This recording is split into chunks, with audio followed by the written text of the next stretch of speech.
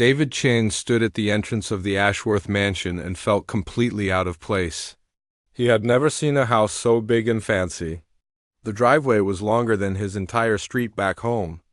Beautiful cars that cost more than he made in 5 years were parked everywhere. Men in expensive suits and women in designer dresses walked past him like he was invisible. David looked down at his own clothes and felt embarrassed. His suit was borrowed from his neighbor, Mr. Rodriguez, who was about the same size. The shoes were old but polished until they shined. His tie was the only new thing he wore, and he had bought it at a discount store for $12. He had practiced tying it 20 times that morning until he got it right. He was only here because of a mistake, or maybe it was luck. The Ashworth Foundation gave scholarships to poor kids who wanted to learn music. David taught music at Lincoln Elementary School in the worst part of the city. His students had no money for instruments or private lessons, but they had more passion for music than any rich kids he had ever met. Last month, David had written a letter to the foundation asking for help. He needed money to buy instruments for his classroom. The old piano was missing keys, and the guitars had broken strings they could not afford to replace. He never expected an answer, but 2 weeks later, an invitation came in the mail. Someone had invited him to this fancy party as a thank you for his work with underprivileged children. David almost did not come. He did not own a suit and had never been to a party like this. But his 8-year-old daughter, Maya, convinced him to go. "Maybe you can play piano for them, Daddy," she had said with her sweet smile. "Maybe they will help our school if they hear how good you are." So here he was, walking into a world he had only seen in movies. The inside of the house was even more amazing than the outside. Everything was made of marble and gold. Crystal chandeliers hung from ceilings that were higher than most buildings.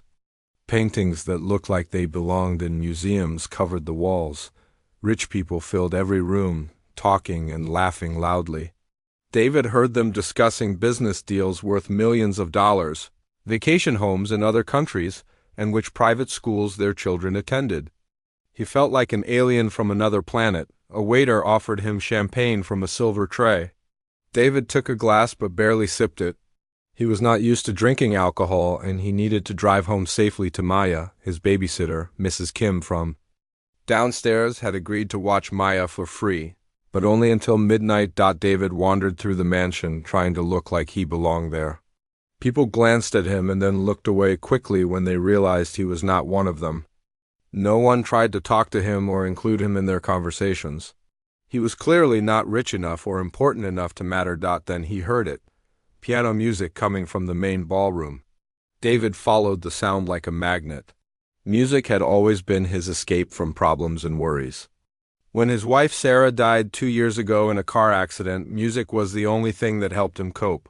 When he struggled to pay bills or worry about Maya's future, he could sit at their old piano and find peace. The ballroom was enormous, with a ceiling painted like the sky and windows that went from floor to ceiling. In the center stood the most beautiful piano David had ever seen. It was a concert grand piano, shiny black with ivory keys that looked perfect. The sound it made was rich and pure, like nothing he had ever heard. A woman in a red dress was playing a fast, complicated piece. She was clearly skilled, but something was missing. She played the notes correctly, but there was no soul in her music. She was showing off, trying to impress people rather than express feelings. When she finished, everyone clapped politely. But David could tell they were not really moved by what they heard. Several other people took turns at the piano. An old man played something slow and boring that made people start talking among themselves. A young woman played a popular song that everyone recognized, and people sang along badly while laughing and spilling their drinks. David watched and listened, feeling sad about how these people treated music. To them, the piano was just entertainment, background noise for their party. They did not understand that music could heal hearts and change lives. They had never needed music the way David and his students needed it. When the current player finished, people started calling for requests. "Play something jazzy," shouted one man. "Do you know any Broadway songs?" asked a woman in diamonds. The requests got louder and more demanding. David saw his chance. Before he could think too much about it, he walked over to the piano. "May I?" he asked quietly. The people around the piano looked surprised. They could tell from his clothes and accent that he did not belong with them. "Do you actually play?" asked the woman in red with doubt in her voice. David nodded and sat down at the piano bench. For a moment he just touched the keys gently, feeling their weight and texture. This piano was so much better than the broken one at home that he shared with Maya. The keys responded to his touch like they were alive. He began to play a piece he had written himself after Sarah died. It started soft and sad, like tears falling slowly. Then it grew stronger, like someone finding hope after great loss. The melody was simple but beautiful, telling a story without words about love and grief and healing. The room began to quiet down. People stopped talking and turned to listen. David had found that perfect place where nothing existed except him and the music. His fingers moved across the keys like they were dancing, finding notes that spoke directly to the heart. The piece told the story of his life. It had parts that sounded like joy when Maya was born, when he got his teaching job, when his students played their first songs. It had parts that sounded like sorrow when Sarah got sick, when she died, when he sat alone at night wondering how to raise Maya by himself. But mostly it sounded like hope. Hope that tomorrow would be better than today. Hope that love could survive even death. Hope that music could bring light into the darkest places. When David finished playing, the ballroom was completely silent. For a long moment, no one said anything. Some people had tears in their eyes. Others just stared at David like they had never really heard music before. Then someone started clapping, and soon everyone was applauding louder than they had all evening. But David barely heard them. Playing that piano had reminded him why he became a music teacher in the first place. Music was not about showing off or getting attention. It was about connecting human hearts and souls. "That was beautiful," said an elderly woman with kind eyes. "Did you write that yourself?" "Yes, ma'am," David replied, standing up from the bench. "I wrote it for my daughter." "Where did you study music?" asked another person. "I went to community college on a scholarship," David answered honestly. "But mostly I learned by listening and practicing." People began asking him more questions, but David felt uncomfortable being the center of attention. He was not used to rich people being interested in him or his music. He excused himself politely and walked away from the piano. The rest of the evening felt different. A few people approached David to talk about music and his teaching work. They seemed genuinely interested in helping his students, not just making small talk. David began to hope that maybe this party would actually lead to help for his school. But what David did not know was that someone had been listening to his music very carefully. Someone who understood exactly what his playing meant. Someone who had not heard music played with such honest emotion in 3 long years. Victoria Ashworth had been sitting outside on the terrace when David started playing. The sound had pulled her closer to the windows like a magnet. She had pressed her face against the glass and watched this stranger pour his heart out through the piano keys.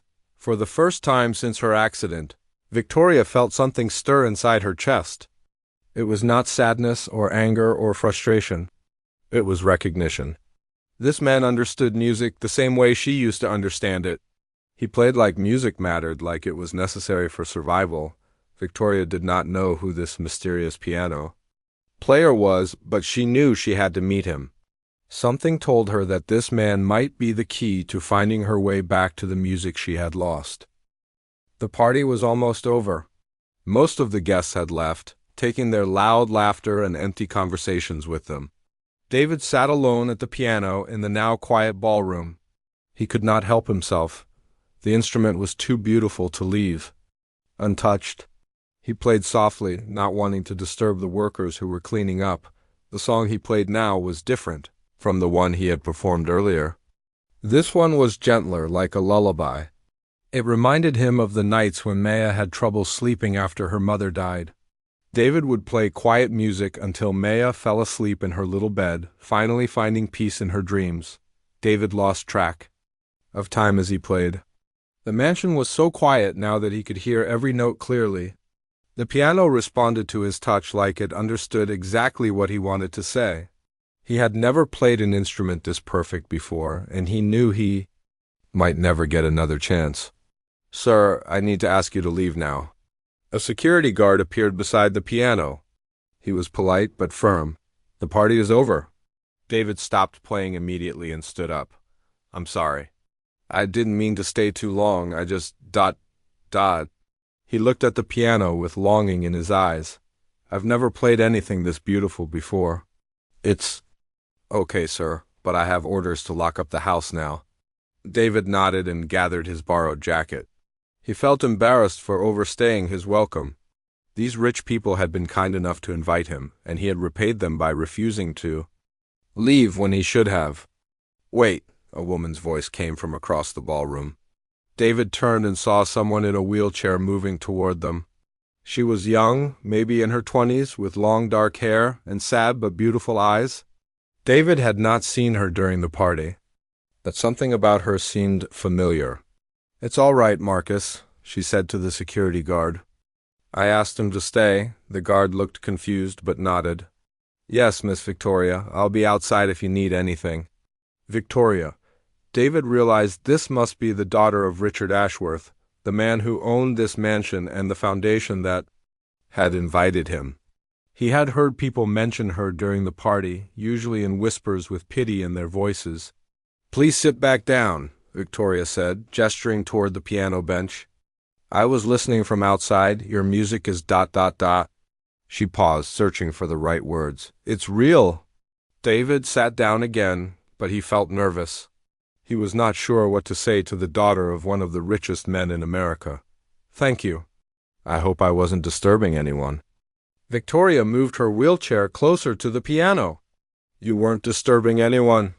You were doing something most of these people have never done. You were actually making music instead of just playing notes." David studied her face, surprised by her words. She spoke about music like someone who really understood it. "Do you play?" he asked. Victoria's expression changed.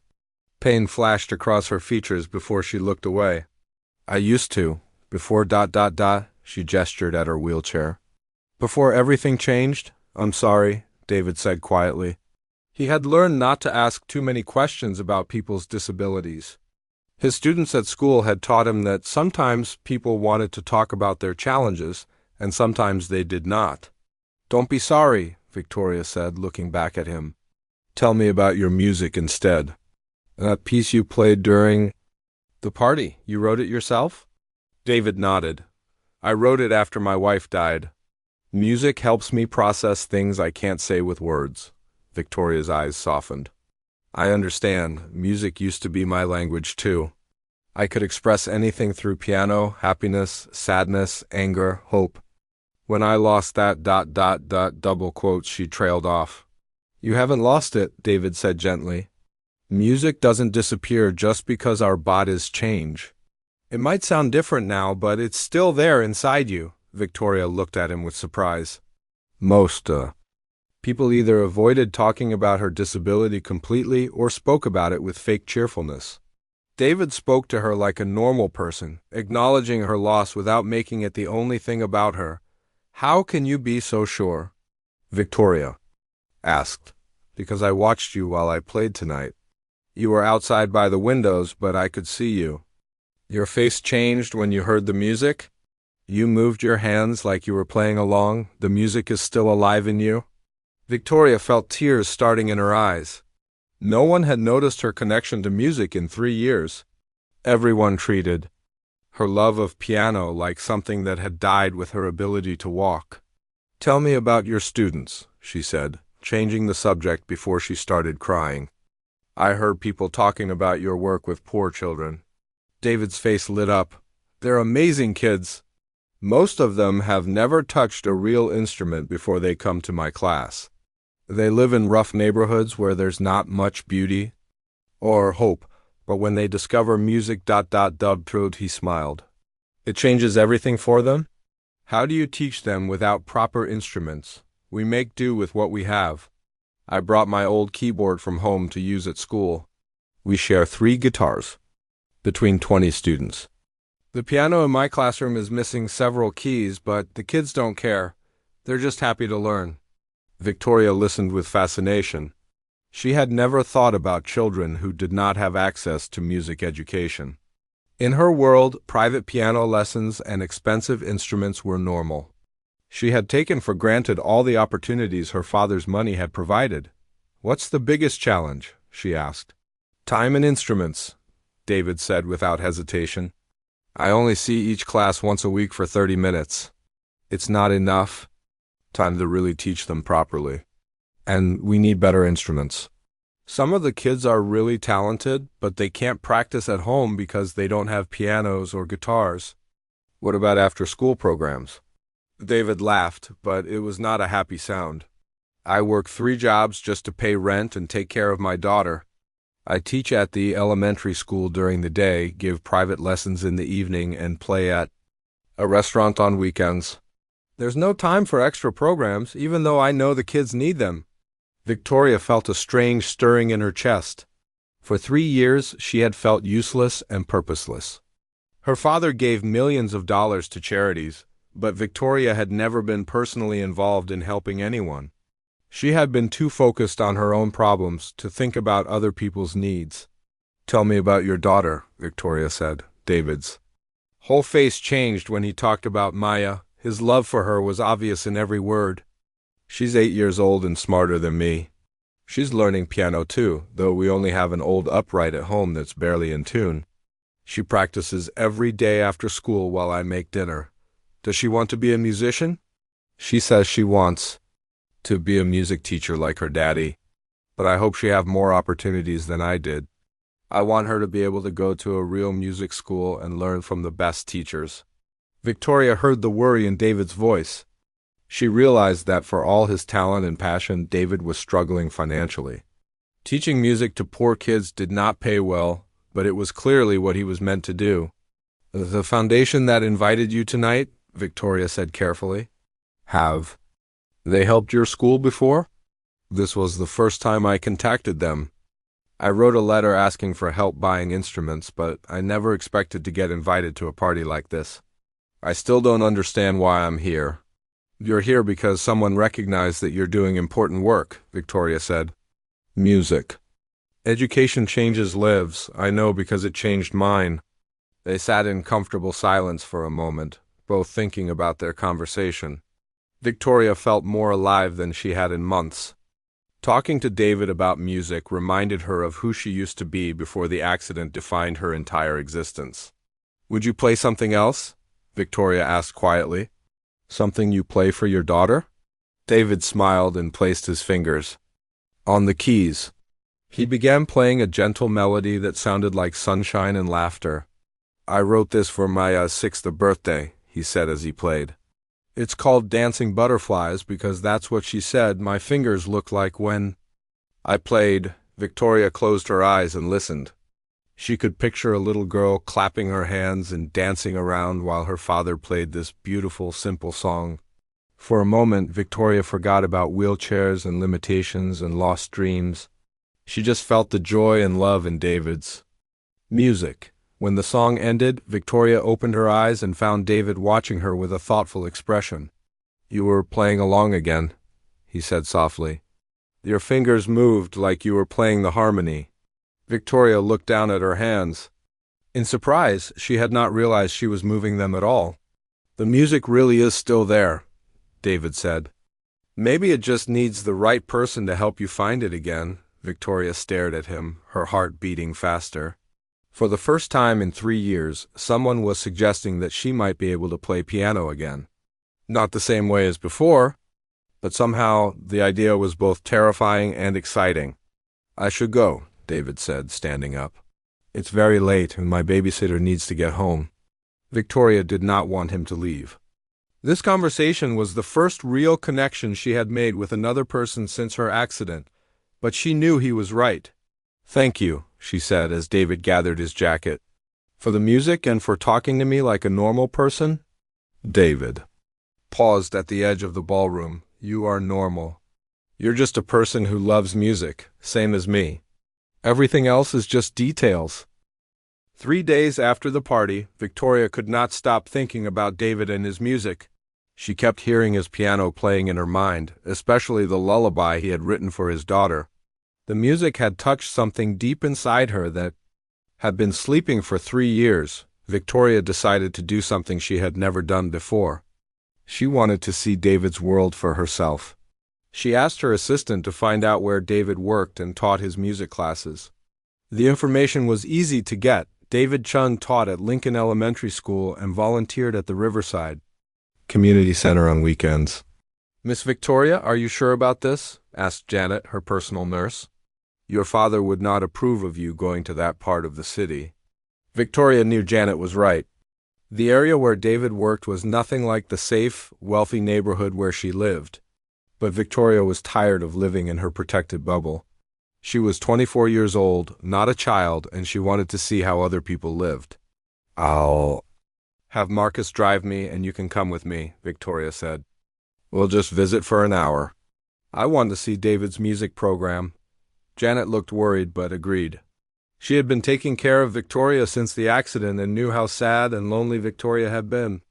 If visiting this music teacher might help Victoria feel better, Janet was willing to take the risk.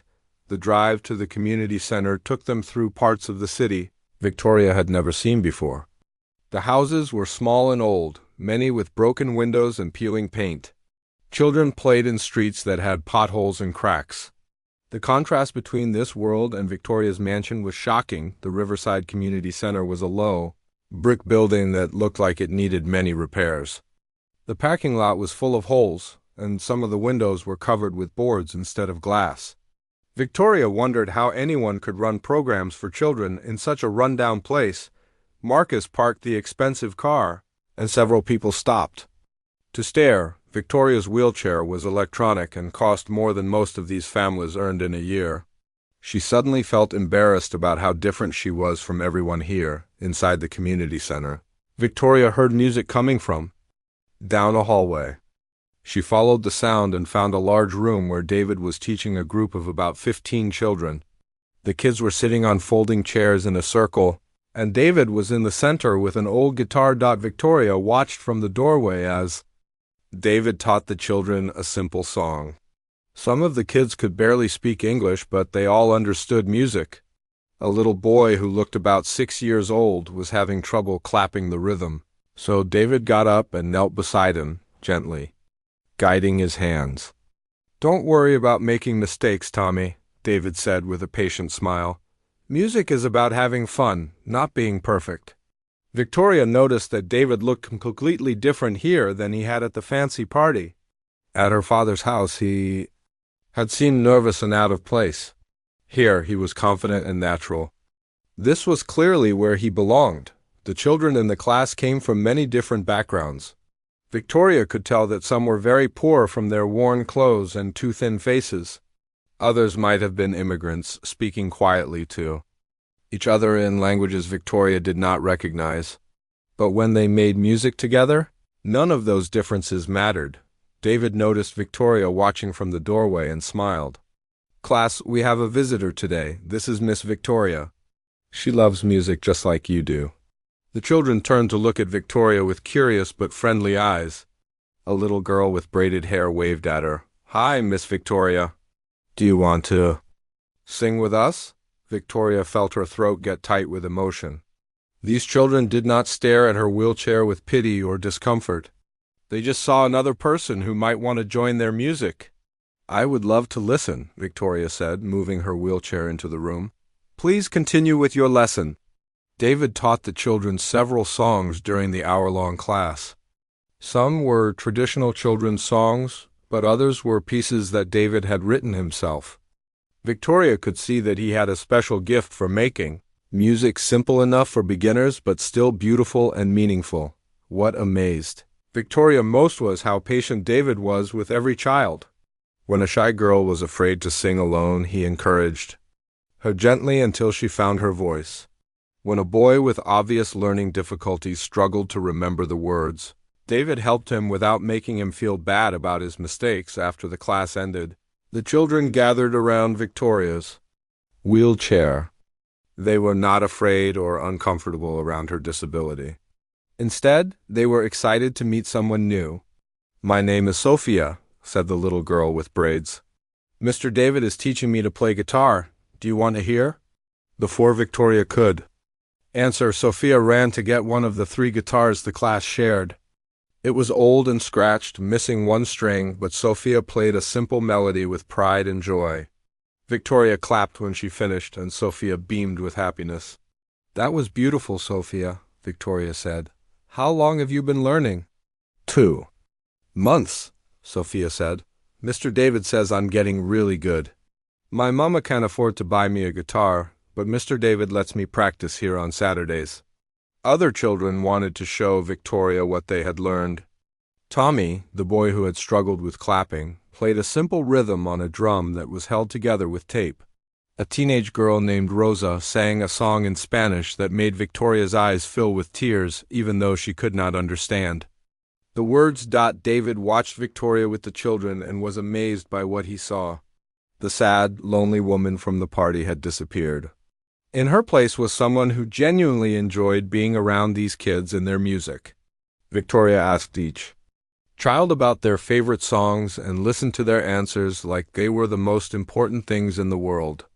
"Miss Victoria," said a boy named Marcus, who was about 10 years old, "Mr. David told us you used to play piano. Will you play something for us?" Victoria's smile faded. I can't really play anymore. My hands don't work the same way they used to.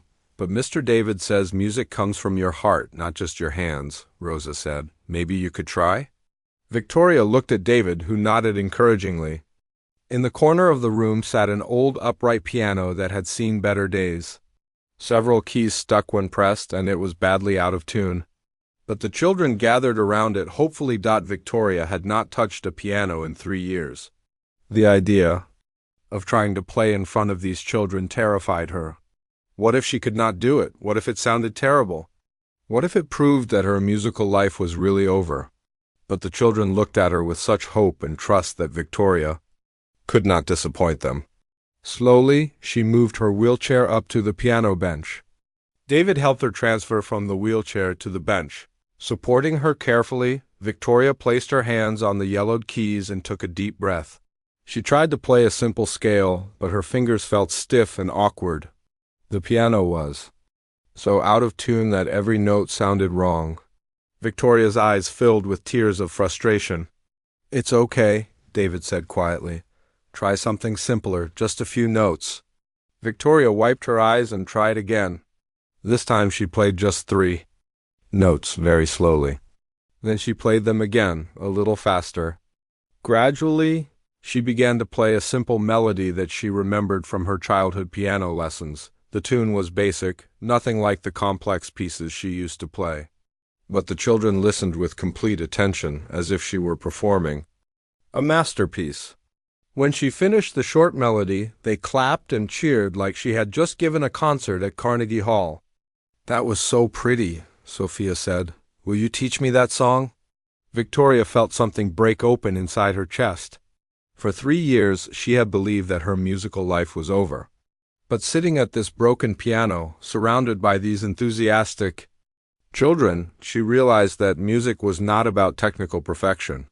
It was about connection and joy and sharing something beautiful with others. "Mr. David," Victoria said, "what would it cost to get these children better instruments?" David looked surprised by the question. "Well, we could really use a piano that's in tune, and more guitars so the kids don't have to share. Maybe some basic percussion instruments, too. But that would cost thousands of dollars." "What if money wasn't a problem?" Victoria asked. "What would you need to really help these children succeed?" David's eyes got wide as he realized what Victoria might be suggesting. "If money really wasn't an issue, we could rent a bigger space so more kids could join the program. We could have classes more than once a week. We could bring in guest teachers to work with the most talented students. We could even help kids apply for music scholarships to better schools." Victoria felt excitement building inside her for the first time in years. She had found something she could do with her life that mattered. She could help David give these children the same musical opportunities she had been lucky enough to have. "I want to help," Victoria said. "I want to be part of this program."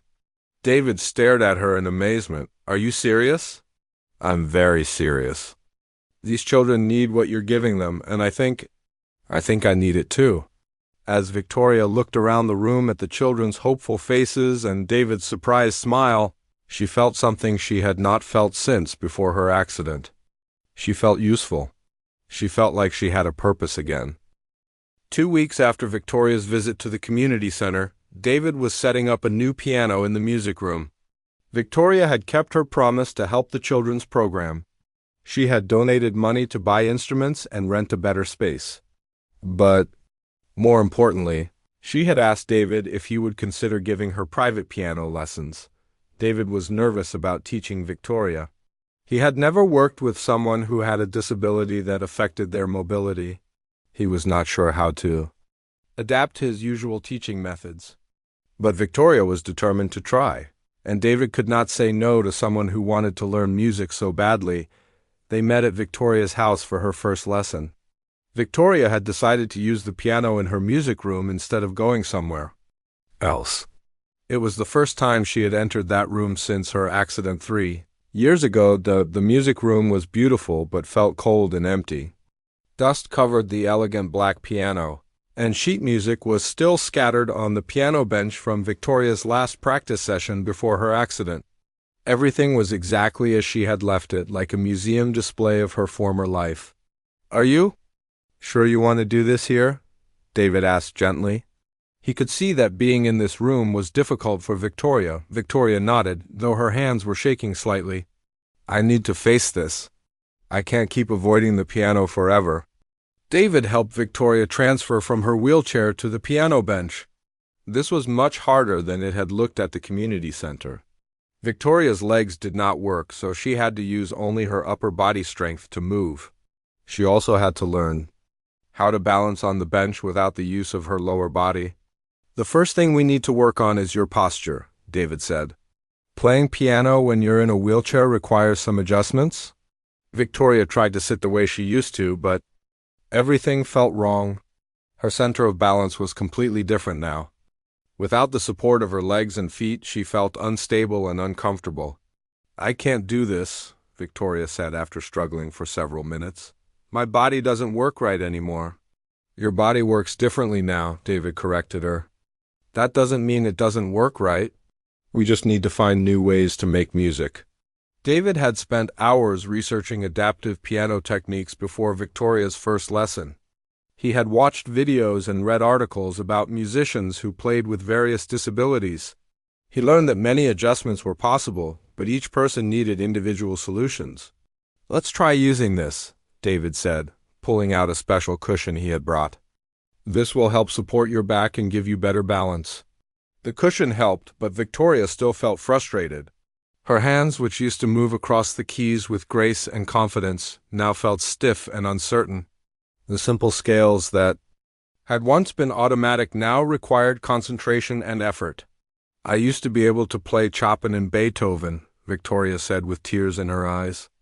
"Now I can barely play Mary Had a Little Lamb." "You're comparing yourself to who you were 3 years ago," David said patiently.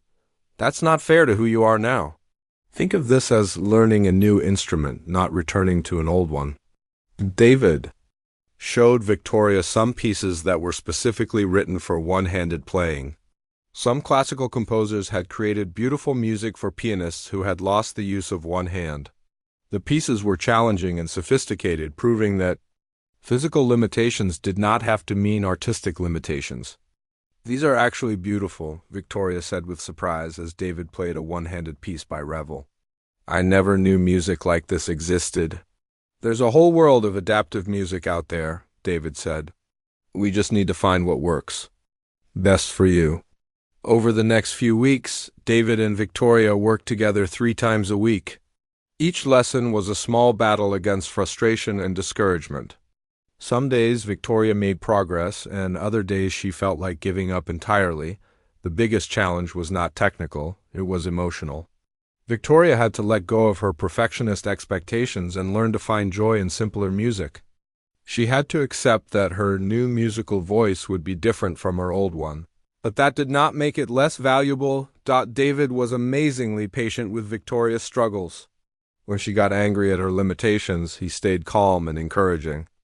When she wanted to quit, he reminded her of the children at the community center who were learning music despite having much fewer advantages than she had. "Remember Sophia?" David would say when Victoria felt sorry for herself. "She's learning guitar on an instrument with missing strings, and she practices in a hallway because her apartment is too small. But she never complains because she's just grateful to make music at all." Slowly, Victoria began to improve. Her balance got better, and her hands started to remember how to find the right keys. More importantly, she began to enjoy playing again instead of just focusing on what she could not do. The breakthrough came during Victoria's 6th lesson.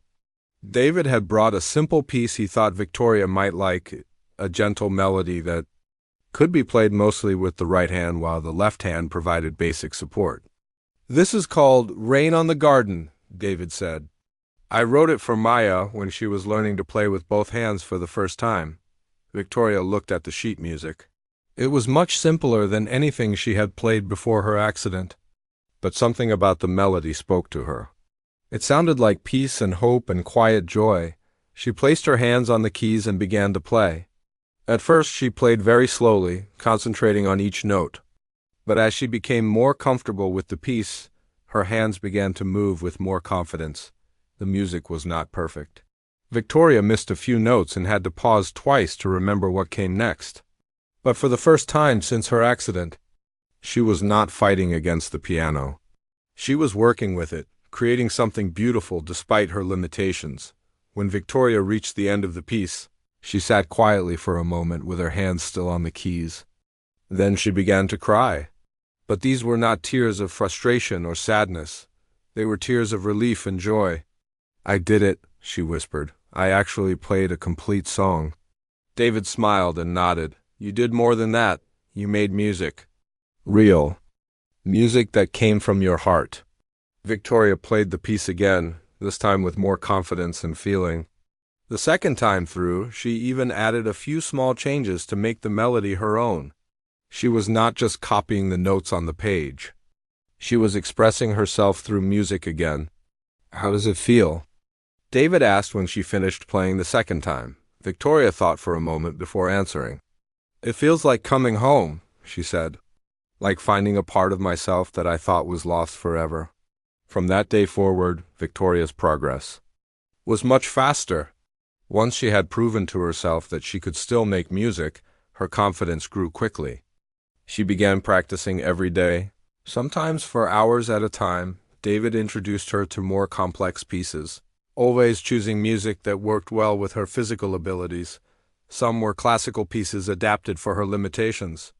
Others were contemporary songs written specifically for adaptive playing. A few were pieces that David composed just for Victoria. Taking into account her strengths and preferences, Victoria also began helping David with the children's music program. She could not teach the way David did, but she could offer encouragement and support to kids who were struggling. Her own experience with overcoming challenges made her a powerful example for children who faced their own difficulties. "Miss Victoria," Sophia said one day after a group lesson, "my mama says you had to learn to play piano all over again after you got hurt. Is that true?" "Yes," Victoria said honestly. "I had to learn new ways to make music. It was very hard at first, but you didn't give up," Sophia said with admiration in her voice. "No, I didn't give up. And you shouldn't give up either, even when things are difficult." Sophia nodded seriously. "Mr. David says music is always worth the hard work." Victoria smiled and looked across the room at David, who was helping another student with guitar chords. He caught her eye and smiled back. Victoria realized that David had given her much more than piano lessons. He had given her back her belief in herself. 3 months after her first lesson, Victoria was ready to play in public again. David suggested that she perform at the community center's monthly family night, where parents came to hear their children play. Victoria was terrified, but she agreed. She chose to play Rain on the Garden, the piece that had marked her breakthrough. It was simple music, but it was honest and beautiful. The night of the performance, Victoria sat at the community center piano in front of about 30 people. Her hands shook as she placed them on the keys, but when she began to play, the shaking stopped. The music filled the small room with gentle beauty. Victoria played with feeling and confidence, no longer worried about technical perfection. She played for the joy of making music and sharing it with others. When she finished, the audience clapped enthusiastically. But the best moment came when 8-year-old Maya, David's daughter, ran up to Victoria with a big smile. "That was so beautiful," Maya said. "Will you teach me that song?" Victoria looked at David, who nodded encouragingly. "I would love to teach you," Victoria said to Maya. "Music is always better when we share it with others." As Victoria watched Maya's excited face, she realized that her musical journey was not ending, it was just beginning in a completely new way. Richard Ashworth stood at his office window, looking out at the city skyline, but his mind was focused on his daughter. For months now, Victoria had been spending most of her time with David Chun and his music programs. At first, Richard had been happy to see Victoria showing interest in anything again. But now he was starting to worry. Richard was not used to worrying about Victoria's relationships.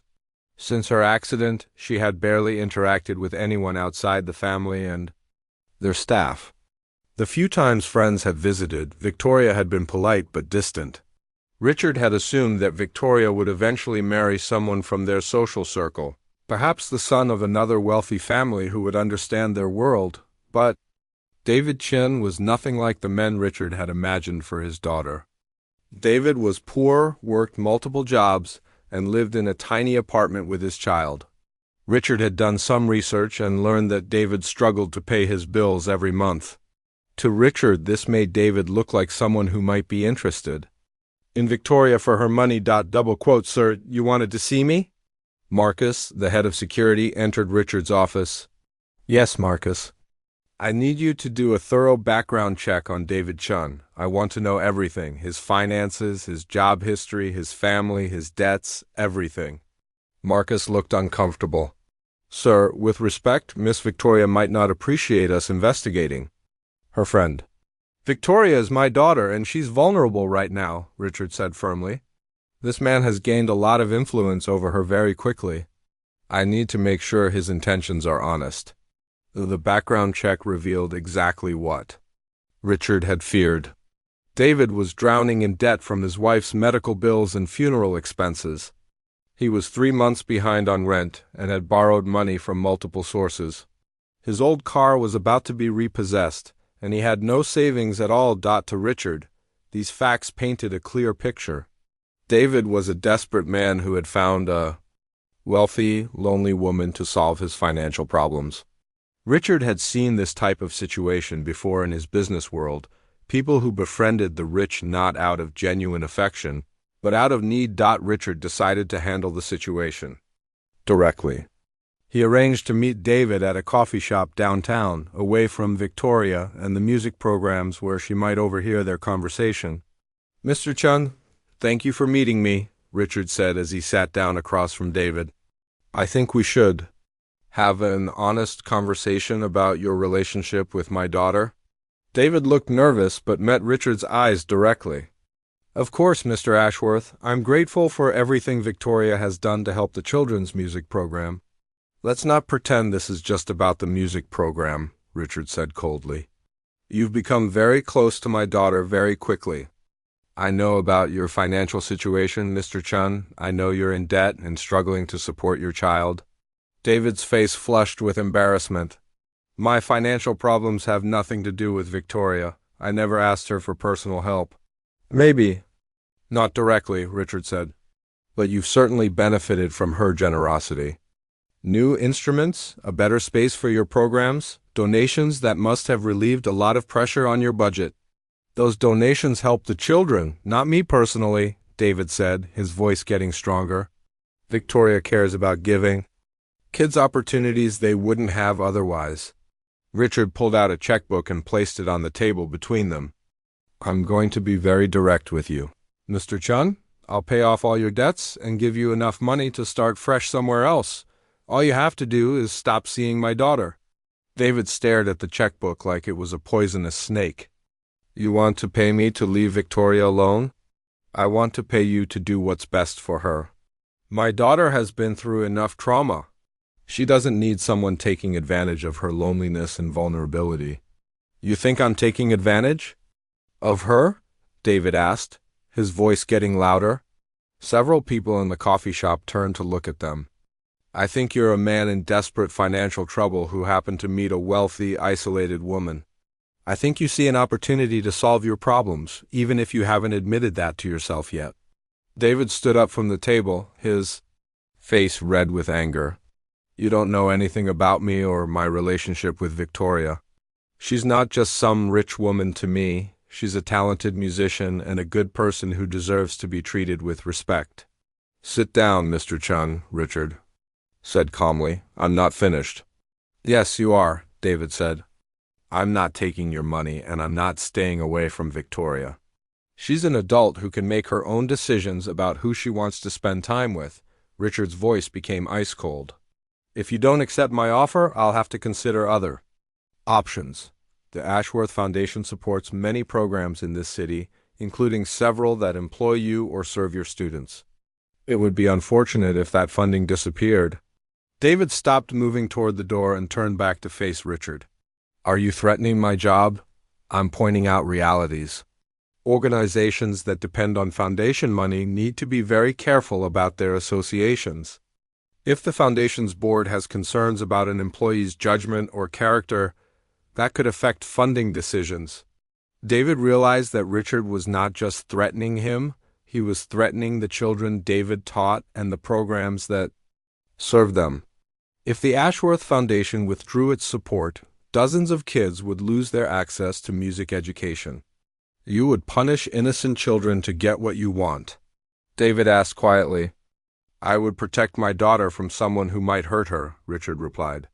"The choice is yours, Mr. Chun." David left the coffee shop without saying another word, but Richard's threats followed him home. That night, David sat in his small apartment while Maya practiced piano, trying to figure out what to do. He cared about Victoria more than he had admitted to himself, but he also cared about his students and his responsibility to provide for Maya. Meanwhile, Victoria was facing resistance from other directions. At a family dinner that weekend, her Aunt Margaret made several pointed comments about Victoria's new interests.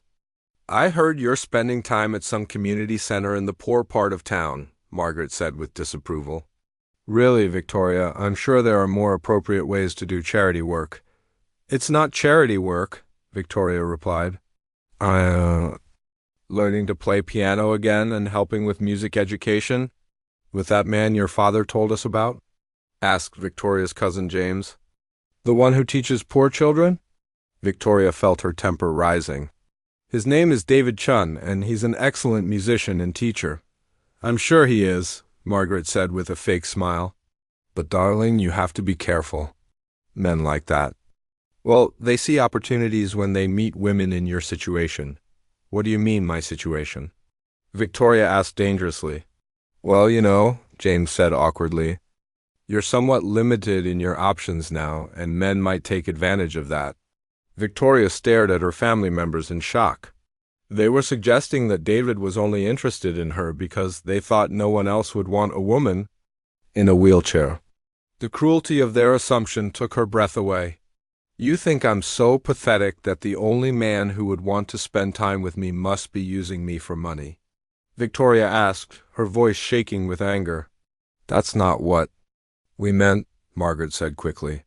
"We just want you to be realistic about people's motivations." Victoria excused herself from dinner and went to her room, but she could not stop thinking about her family's words. Were they right? Was David only being kind to her because he felt sorry for her or because he needed her money? The doubts grew stronger when Victoria overheard part of a phone conversation between her father and the foundation's director. They were discussing concerns about employee associations and reviewing funding priorities. Victoria realized that her father was using his business influence to put pressure on David.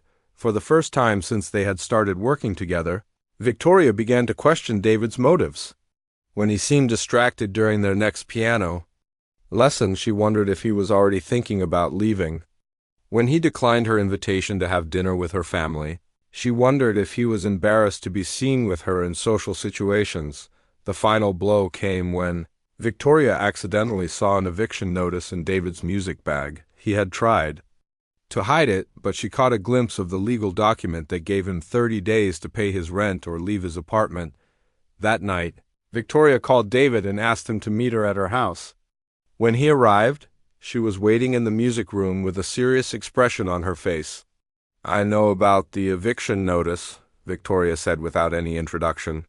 "I know you're in financial trouble." David's shoulders sagged. "Victoria, I can explain." "I don't want explanations," Victoria interrupted. "I want honesty.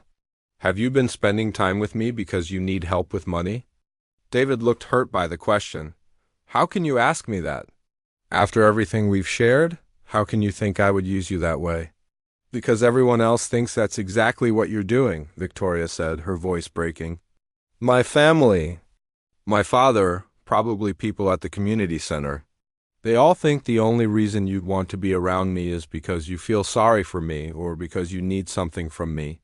"I don't care what other people think," David said firmly. "I care about you. Not your money, not your father's influence, you." 2 weeks after her fight with David, Victoria felt more miserable than she had since her accident. She had not seen or spoken to David since that terrible night in the music room. Her piano lessons had stopped, and she had not been to the community center to help with the children's programs. Victoria tried to return to her old routine of staying in her room and avoiding the world, but she found that impossible now. David and the children had shown her what it felt like to have purpose and connection. Going back to her isolated life felt like dying slowly. Richard noticed his daughter's sadness and assumed it proved his point about, "David, you'll feel better soon," he told Victoria one morning. "I know it hurts now, but you'll realize I was protecting you from someone who would have eventually hurt you much worse." "David never hurt me," Victoria said quietly. "The only people who hurt me are the ones who claim to love me," Richard frowned. "Victoria, I understand you're upset, but—" "No, you don't understand," Victoria interrupted, looking at her father with anger in her eyes. "You don't understand anything about what I need or what makes me happy. You just understand how to control people and get what you want." Before Richard could respond, Victoria wheeled herself out of the room. She was tired of being protected and managed like a child.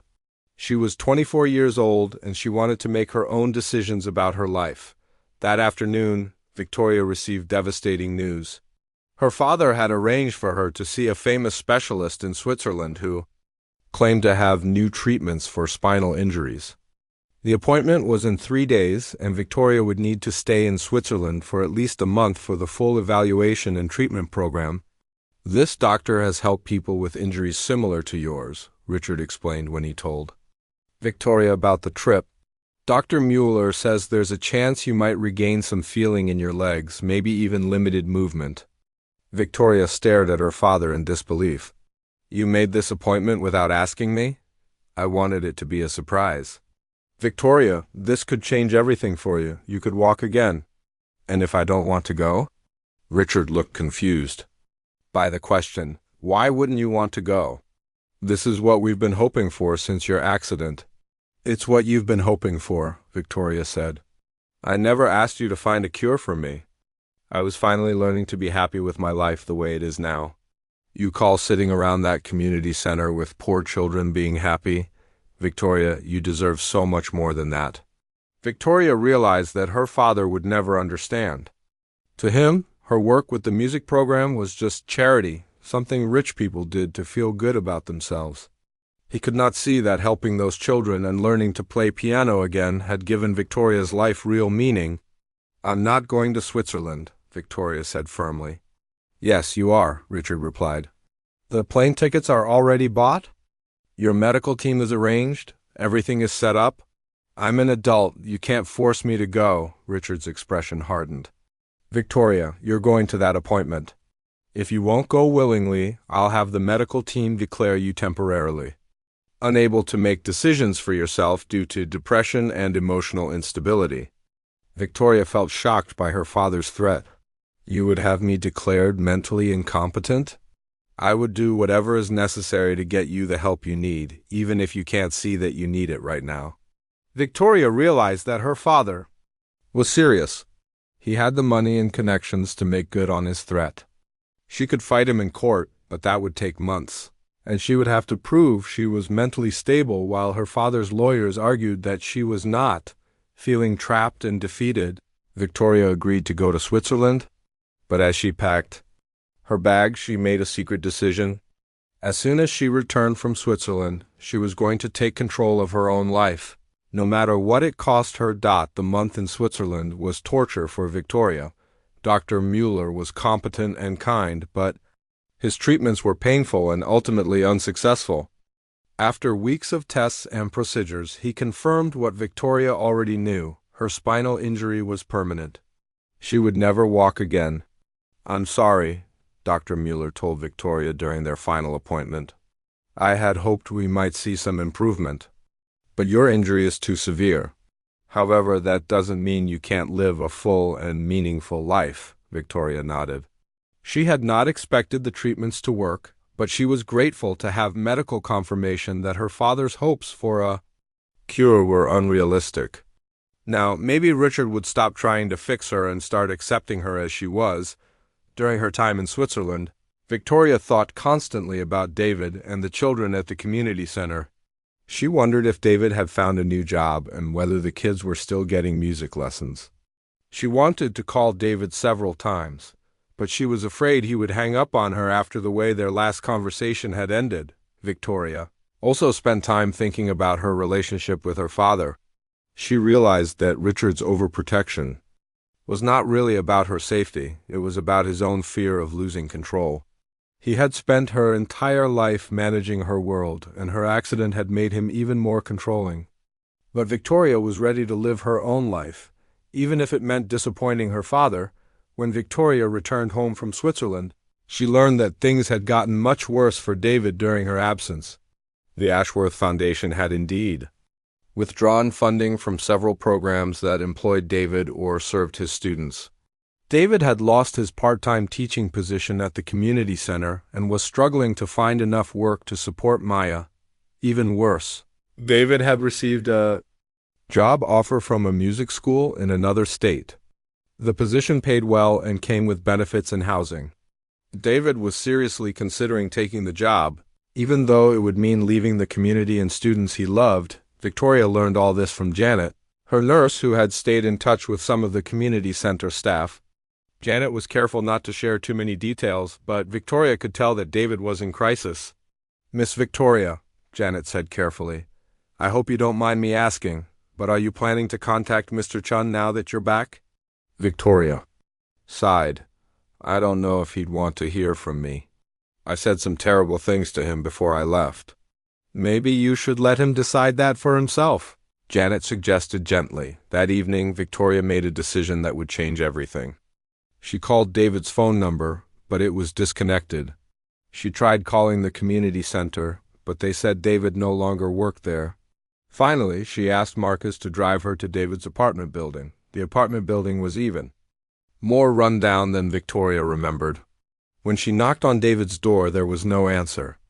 A neighbor told her that David and his daughter had moved out the week before because they could not pay rent. Victoria felt panic rising in her chest. Had David already taken the job in another state? Had she lost him forever because of her father's interference and her own doubts? Desperate to find David, Victoria went to the elementary school where he had taught during the day. The principal told her that David had given notice and his last day was tomorrow. He was planning to move to Oregon over the weekend to start his new job.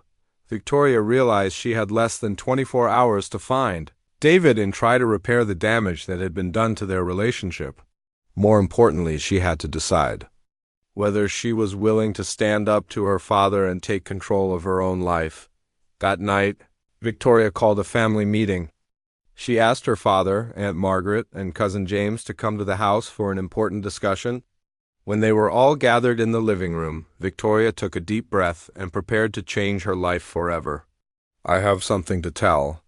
All of you," Victoria began. "I've made some decisions about my future, and I want you to hear them from me directly." Richard leaned forward with interest. "Did the treatments in Switzerland help? Are you feeling better?" "The treatments didn't work," Victoria said. "But yes, I am feeling better. I'm feeling clearer about what I want from my life." "That's wonderful, dear," Margaret said with her fake smile. "What have you decided?" Victoria looked at each family member before speaking. "I've decided that I'm tired of being treated like a child who can't make her own decisions.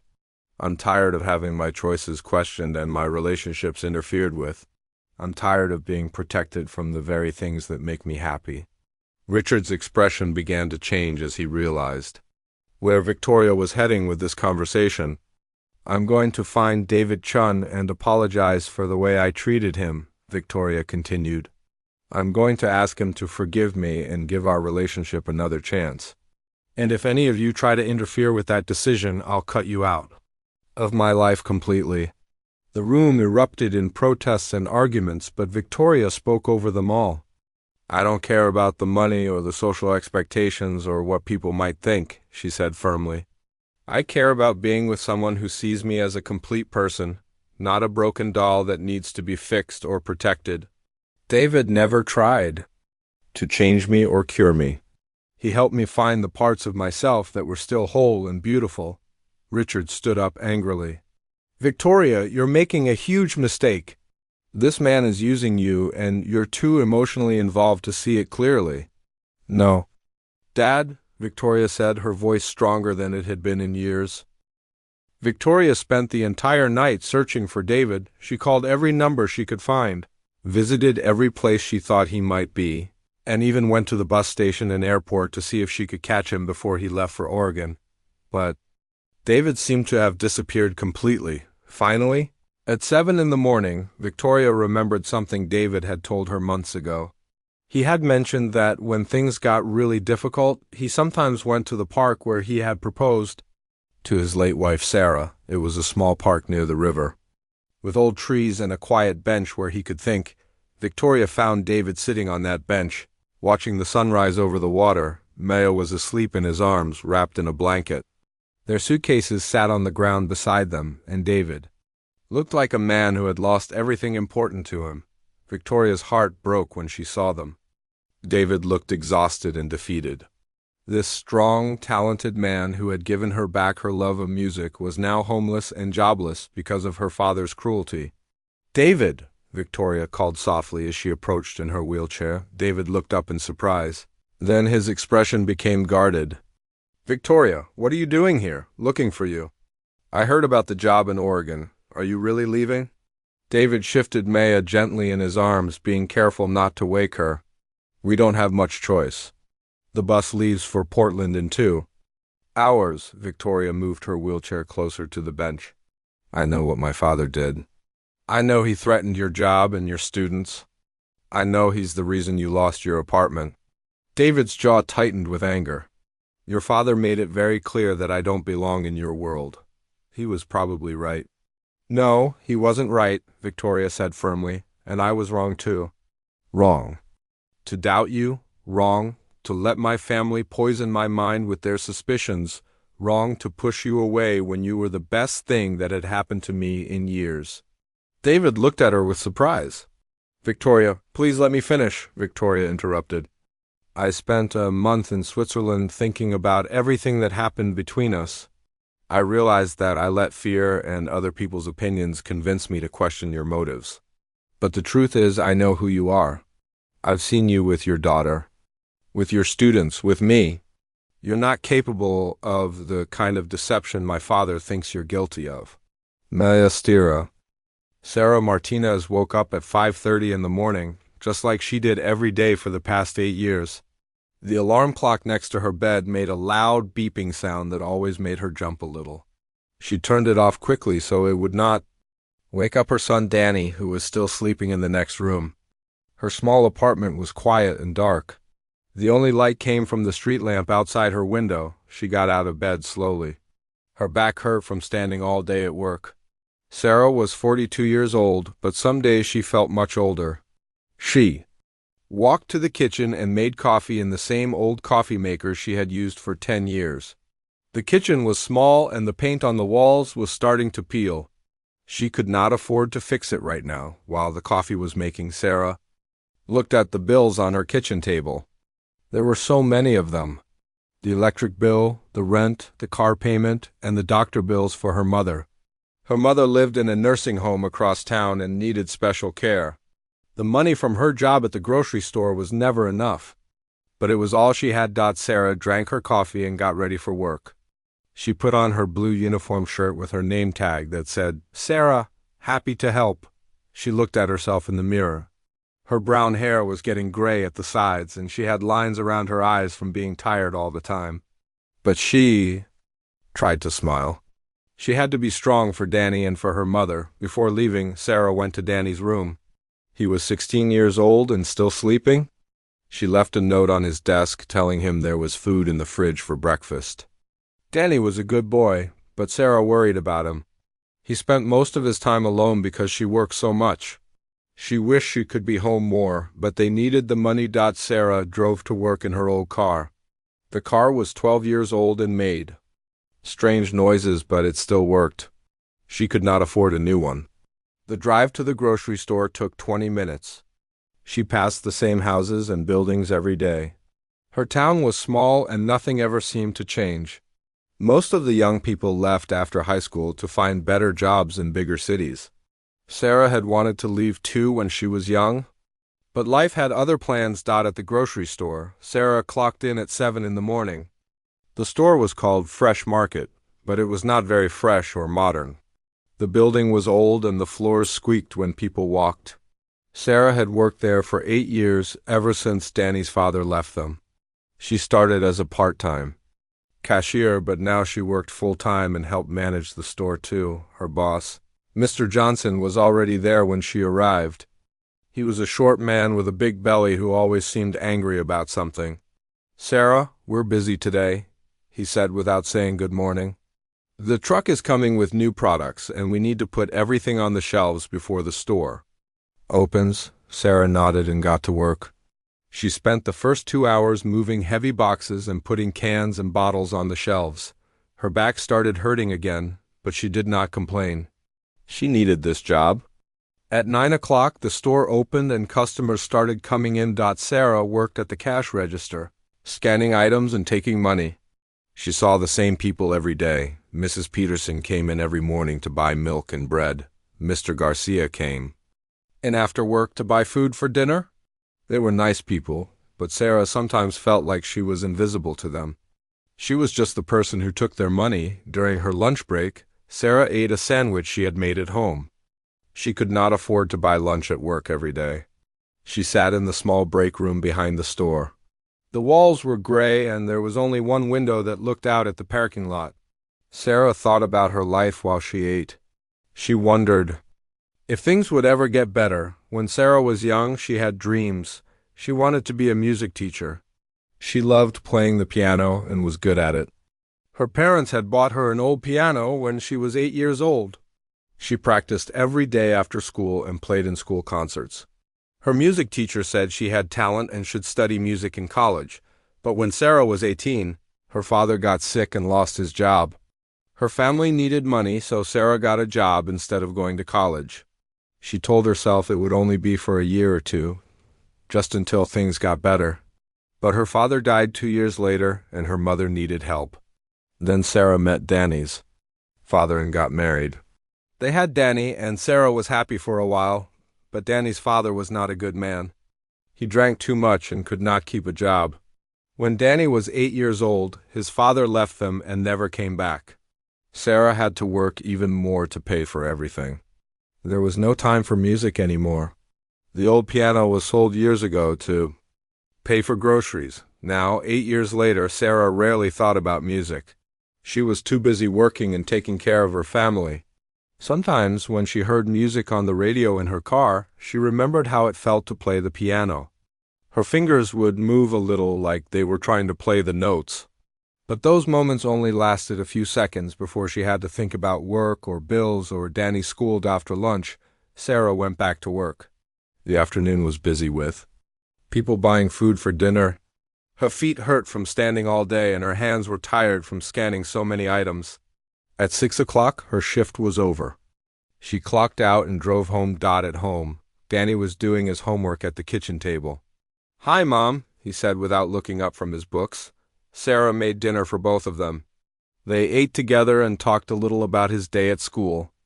Danny was smart and got good grades, but he was quiet like his mother. After dinner, Sarah helped Danny with his math homework. She was good at math, even though she never went to college. Then she did the dishes and paid some bills. By 9 o'clock, Danny was in his room and Sarah was alone in the living room, watching television. Sarah thought about calling her mother at the nursing home, but it was too late. Her mother went to bed early.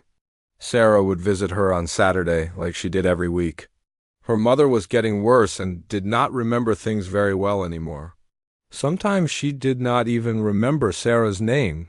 Before going to bed, Sarah looked at herself in the bathroom mirror again. She looked tired and older than her age. She wondered what her life would be like in 10 years. Would she still be working at the grocery store?